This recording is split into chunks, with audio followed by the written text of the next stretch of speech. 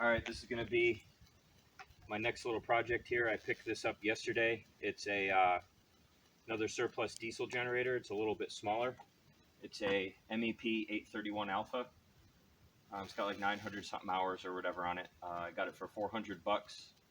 The guy I bought it from got 8 of them in a surplus lot a year or two ago, whatever. I can't remember exactly what he said, and it's been sitting in a field. So the only thing I did was reattach these since I got it.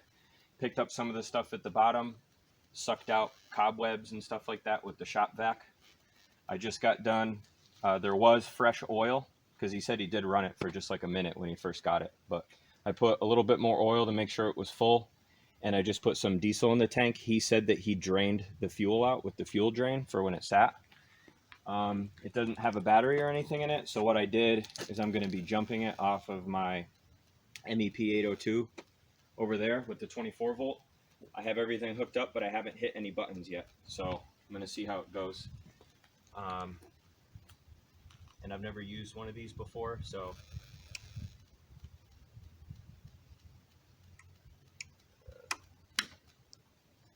I'm getting nothing here.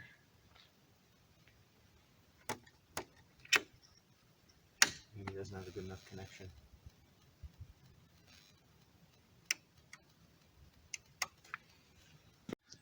All right, so I got the technical manual out and started going through all the field level troubleshooting procedures. And then I got to looking at it. It looks like something was hit on the circuit breaker, and the circuit breaker is for the DC controls. So I just jumped it. And now I haven't tried to crank it yet, but I can move it to run. There we got fuel, fans and stuff turning on. So I'm going to try to crank this for the first time.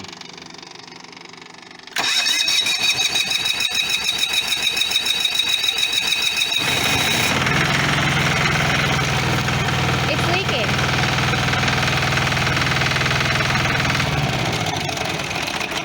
What'd you say was happening? It's leaking. Oh, okay. It's coming from... Okay, that's the fuel. This is like your fuel filter and stuff. It's possible it may have been open. It started though. It was running. See, these gaskets and stuff may have been bad from sitting dry for a long time. But all right, stop it for now. All right, I just wedged a little cup up underneath of it to catch it. I don't know if it's gonna even stay, but yeah, it's leaking pretty good.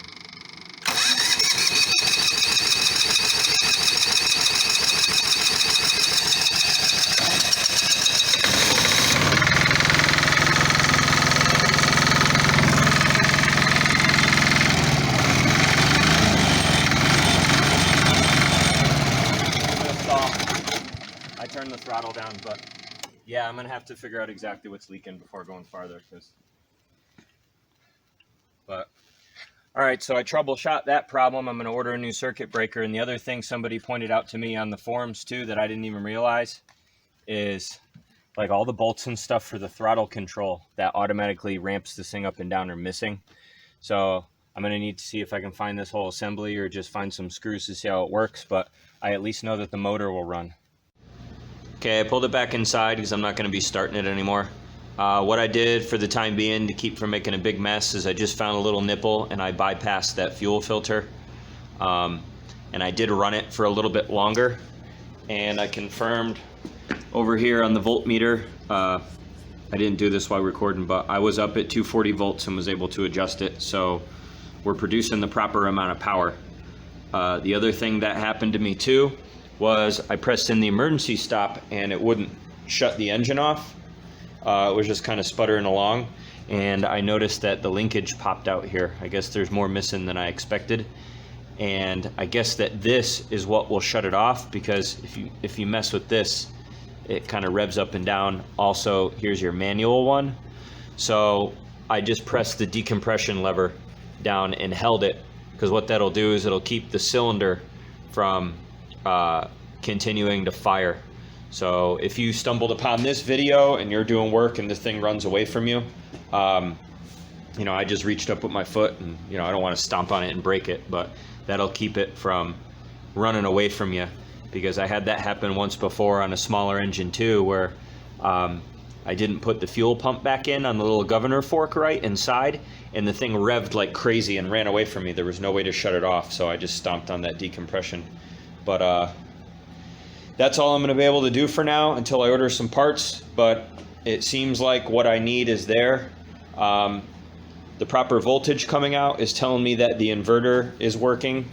Wasn't able to test the hertz, the frequency, but usually with an inverter generator, the frequency stays about the same, then it calls under load for this to go up and down. That's not going to work right now with this. I could manually bring the throttle all the way up to the 3600 RPM or 35, whatever it is for this, to make sure that it can handle the load. And my engine starts. So at minimum, this project, I'm going to have a good 10 horsepower Yanmar engine to pull out for a project. Once I get more parts in and get some more work done, I'll make another video. But I think this is going to be a good purchase for the $400.